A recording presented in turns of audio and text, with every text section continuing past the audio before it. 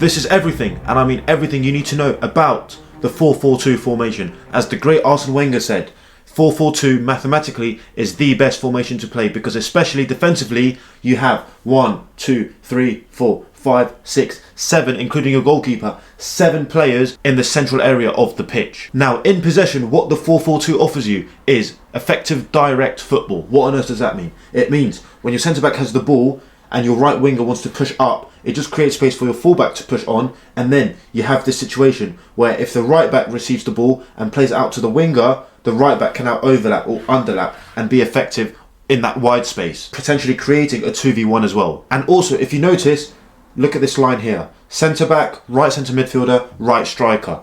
The striker can drop in 1, 2, and in the duration of that, this winger is making a run, the fullback is pushing on for that switch. So you're going up, back, and then you're switching the play. You're drawing the opposition onto one side of the pitch, and then you're hitting the switch. So the 4-4-2 allows for that combination where the centre-back skips the midfield, finds the striker who can set the midfielder, and then the midfielder can switch. And also in that scenario, when the ball goes into the centre midfielder and the winger is making a run and the fullback is pushing on, that opens up space for the left-sided centre-back to receive the ball. So potentially sometimes that switch may not be on. So instead, that pass can happen, and then it allows you to control the game from the back. One thing to note is that yes, okay, you could be outnumbered in the midfield space where you have 2 centre midfielders, the opposition could be playing 3.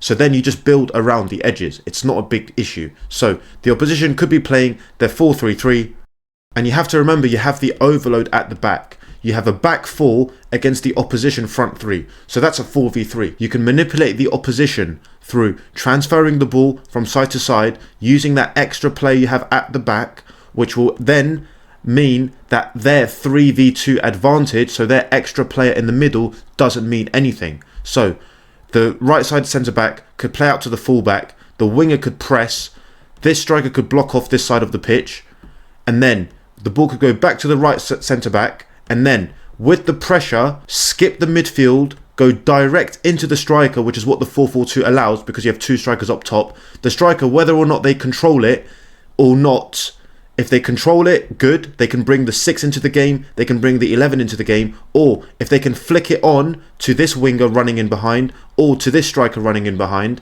it just creates problems for the opposition. So that ball over the top into the striker, if they don't win it and the centre-back wins it, the second ball is there to be won by the winger, by the centre midfielder, and you can swarm that space there and push your team further up the pitch. Of course, playing into the midfielder under pressure in that 3v2 scenario doesn't really help the team. But having said that, there could be a third man combination where it goes into this centre midfielder who plays it first time out to this centre back.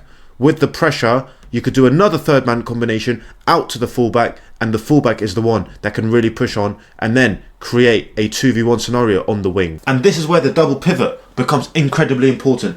These 2 centre midfielders right here are the metronomes, are the dictators of the team. They need to be operating on different lines. And if you notice, there's a box in build-up, and this box must be utilised as much as possible. So when the left side centre back has the ball, the near side centre midfielder must move away to open up the space, and then this one moves towards the ball, not sprinting towards the ball, not staying slightly inside to create a little triangle or a diamond with the goalkeeper, and then this centre midfielder is the option. And if you notice, look at this diamond.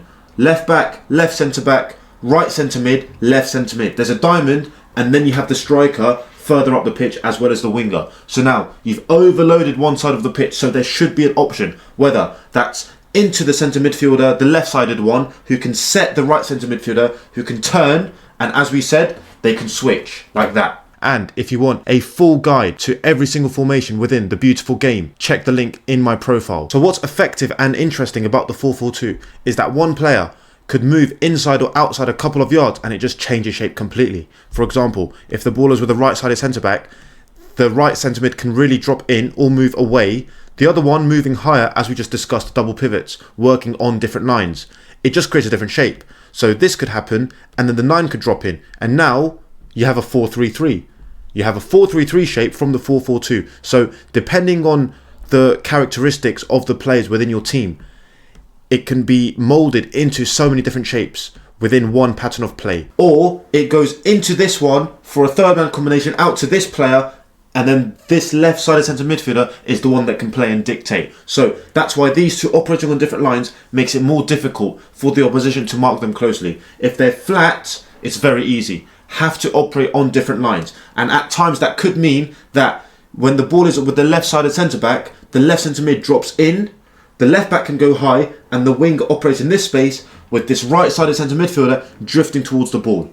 And now, once again, you have a diamond, you have the left-back really pushing on, you have the striker, and then you have this little triangle where it could go into the right centre midfielder, into the left centre midfielder, and then notice that triangle. It could be a bounce pass into the winger, back to the left-sided centre midfielder to really draw them in, and then the left-back is making a run in behind, and that ball just goes over the top for the left-back to run onto, with the striker making a run, with the other striker making a run, and the winger hitting the box very aggressively. The rest of the team push up the pitch, and now you have that really stable structure at the back, which allows this left back to really aggressively attack the box. This player can also push on, and you could create that 3-2-5 system as we see in the modern game right now. This gives you a very stable rest defense structure. So when the ball goes into the box, let's say the opposition clear it, you have that structure there to nullify any counter-attacking threats and restart the attack. So keep transferring the ball left and right, left and right. You can also be direct first time into the striker who can chest and bring other players into the game. Because you have to remember, when the ball goes into the striker, this player is now turning and facing the ball, but this player is anticipating that, obviously, because we're on the same team. So teammates would know what's happening next, hopefully, right? So this ball is going in behind, the centre midfielder is already turning and now has a little advantage to help with either winning the second ball or being the option for the set,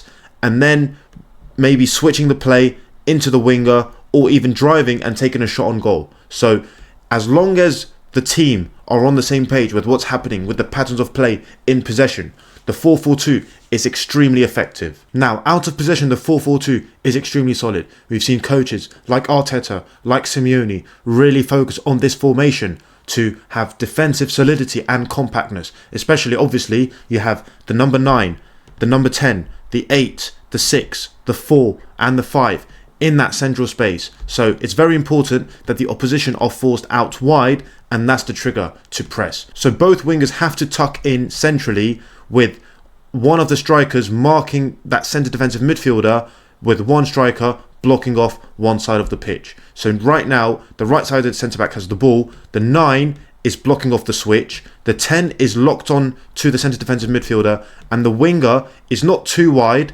because this winger could suddenly drop in and receive the ball. This winger, our winger, is tucked in. So the right-back is the only option, with the striker pressing, forcing the centre-back to play. Now, the back four are really compact. Yes, the wingers might be very wide, which is not an issue, but within the width of that penalty box, that's the shape right there. The 4-4-1-1, both full-backs, the left-back and the right-back, they can see the winger, but they're not being drawn out too wide. For obvious reasons, which is that space between centre-back and full-back. Have to be compact to let the pass go wide, and then that's a trigger to press. Now, when that ball goes here, if the winger can curve the run and let them play centrally here, that's one way of being very aggressive and winning the ball back. The far side winger has to tuck in, with this centre defensive midfielder maybe moving away or showing. The 10 has to stay locked on, and then we're looking at the right back's ability on the ball. Are they good enough to deal with the pressure, because the wing is now forcing them back? One thing they can do is go all the way back to the goalkeeper, and then that's a perfect trigger to reset the shape. But from this situation, if the centre-back drops, it's important that the striker doesn't drop and follow, because this centre-back could receive the ball with a bit of time and space. Now, if that does happen, this winger needs to be ready to press the opposite centre-back in a way to block off the pass to the full-back. So the only way the ball can go to this free full-back is through a third man combination, but we're going to trust our centre midfielders to lock on very closely, man for man. If the centre back is good enough to drive with the ball and then play the pass out here, fair play. But if that's going to happen, we need the right back to be very aggressive and step, with the rest of the team shuffling across like that. So that's a very brave, high risk, high reward scenario, because you're going to back yourself to win the ball in high areas of the pitch and create goal scoring opportunities. Now, sometimes the winger may not always be able to block off the pass forward to force them back. There's no issue at all by running literally straight at the ball and using the touchline as an extra defender. So now the fullback is limited to this option down the line. The rest of the team have shuffled across, really compact, really organised, with the opposite winger really tucking in centrally. The number 10 is floating around this area to lock onto any passes centrally, with the 9 still doing his job of blocking the far side of the pitch. Now, right here, when the right back steps with the ball with aggressive pressure from the winger, if the fullback plays the winger, aggressive pressure. 1v1 battles are very important in this formation. Now, if the fullback drives with the ball, if the winger can affect and disrupt the fullback, perfect. If somehow the fullback drives ahead of the winger, now we're looking at our left-sided centre midfielder to aggressively engage, our right-sided centre midfielder to shuffle across, with our number 10 now dropping in to create that 2 banks of 4. With our back 4, our winger, number 10, right-sided centre midfielder, left-sided centre midfielder. So notice how it's still that compact, very difficult to beat 2 banks of 4.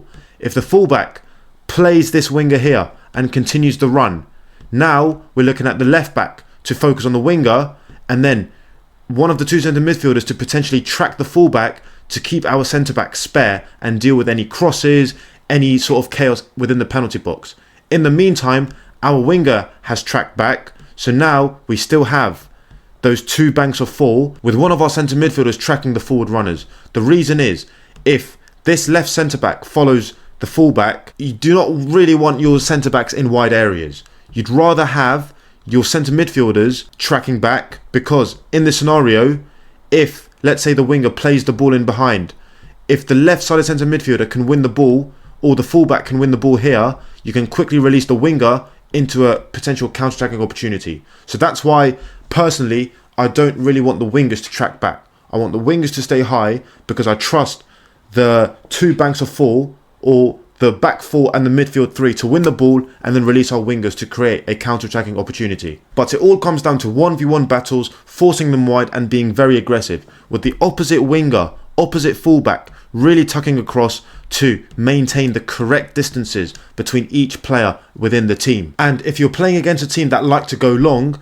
that back 4 are ready to drop and deal with the long balls. Very simple. So instead of staying high against a long ball team, you know they're going to go long, drop 1 line deeper, so when the centre back goes long, our centre back can win the ball, can deal with it, and ideally head it into the wide spaces where there's less congestion and potentially an opportunity to start a counter-attack. So overall, what's really important is that the distances between defence and midfield are just compact, very tight, very close together, with one of the 2 strikers dropping in to lock onto the centre defensive midfielder, allowing our 2 centre midfielders to mark their 2 number 8s, and that's the situation right there. The idea is for the striker, which is the first defender by the way, to block off the switch. You do not want the centre backs to keep transferring the ball left and right, to keep this block moving, shuffling, to eventually open up gaps. You just want the striker as quick as possible to block off the switch, so now play is predictable. That's very important. Make play predictable, and in this 4-4-1-1, with the aim being to force them out wide and suffocate them, that's where you can win the ball in high areas and score and capitalise in that moment. And overall, it just requires organisation, communication, and being very strong and aggressive in the 1v1 duels. So you're backing the left back to win the duel against the right winger. You're backing the right back to win the duel against the left winger. You're trusting the 2 centre backs to deal with the striker, and you're trusting that midfield man-for-man marking system to be very close, very sharp to any loose balls, anticipating any passes, interceptions, really being aggressive in that central area, because you know that if you can win the ball in this space here, there's a clear opportunity to make things happen in the final third. Now, I really hope you gained value from this video about the 4-4-2. Drop in the comments below which formation I should do next, and if you want a full guide to every single formation within the beautiful game, check the link in my profile where I go into detail on formations in 6, 7, 8, 9 and 11 aside in my full formations guide. Drop in the comments below what formation I should do next. As I said, I'm just repeating myself now. But until next time, peace!